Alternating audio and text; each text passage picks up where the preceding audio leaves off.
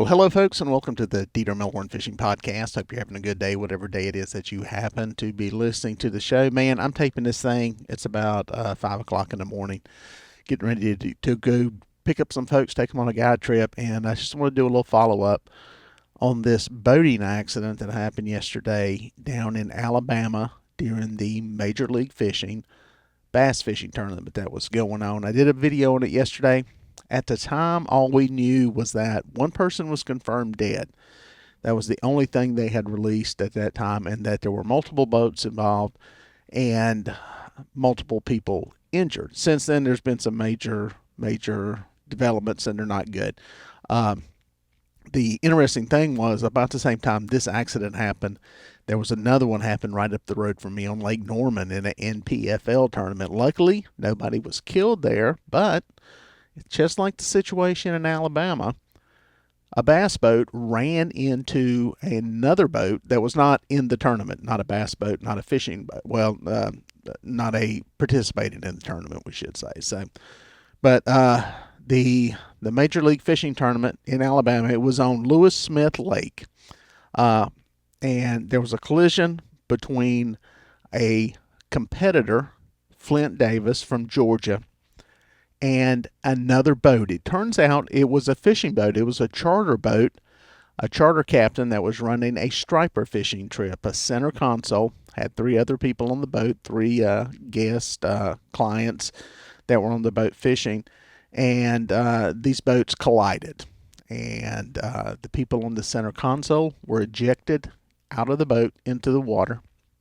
The captain survived, but three other people were killed in the crash. They released the name of one of them fairly quickly. We knew that yesterday, but the other two, they were delayed. Probably notification of kin. Probably took a while to do that. So there's a lot of talk that there was fog that morning. And from what I understand from talking to some people that were in the area and spoke to people, at blast off the start of the tournament, that area was not foggy. It was not fogged in. But apparently, this was just a short run up the lake.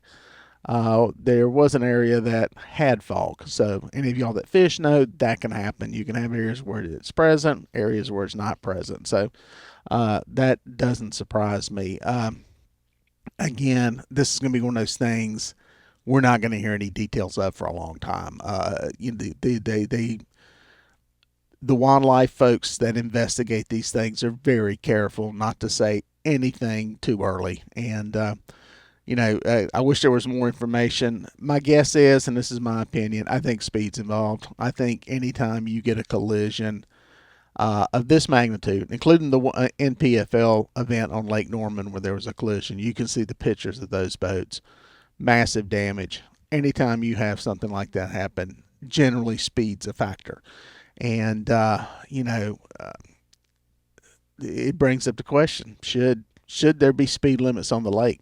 Should there be speed limits in these bass tournaments? I have heard, and this is total just people taking guesses, that the speeds involved in both of these crashes was in excess of 50 miles an hour.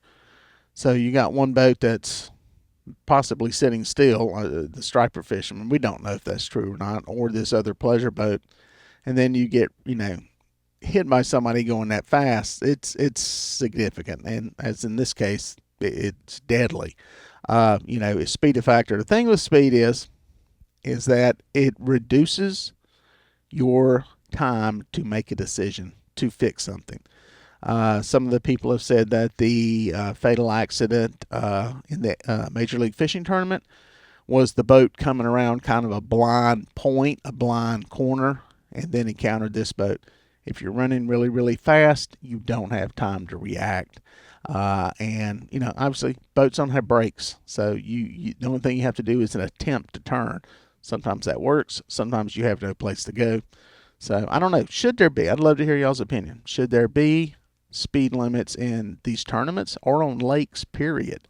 I try to believe that people need the ability to make decisions for themselves, but Well, that kind of ends when you start stepping on other people's toes and affecting other people's lives. So I don't know. It wouldn't hurt my feelings a bit. I've got a boat that will do about 40 miles an hour max, wide open throttle, sucking in as much gas as it'll take in, and I don't even run that fast. So I don't know. It's something we may need to think about, especially in a world where we've got bass boats that can run 70 or 80 miles an hour now. Does that make sense to turn somebody loose on a lake like that and be able to do that? Especially on a lake that may not be that big, may not be that open, may not have that kind of space to do that. I don't know. And, the other thing to think is that, a lot of these tournaments now have got very young operators out there, perfectly legal adults, but may not have that much time operating a boat. And then you add in the fact of the money. When you're fishing for money, a lot of these people are going into these tournaments putting up their own money, just trying to make it, just trying to make the rent, just trying to make this dream come true. And you're going to do what you can do. And sometimes your ego can get in the way of good judgment. And I hate to be the one, I don't like government telling us you got to behave this way, you got to behave that way. But man, when people start getting killed, innocent people start getting killed by somebody's action, it may be something to consider. The bottom line is it won't hurt fishing. It won't hurt your time on the water. It won't hurt your enjoyment of the outdoors by doing it. So, I don't know.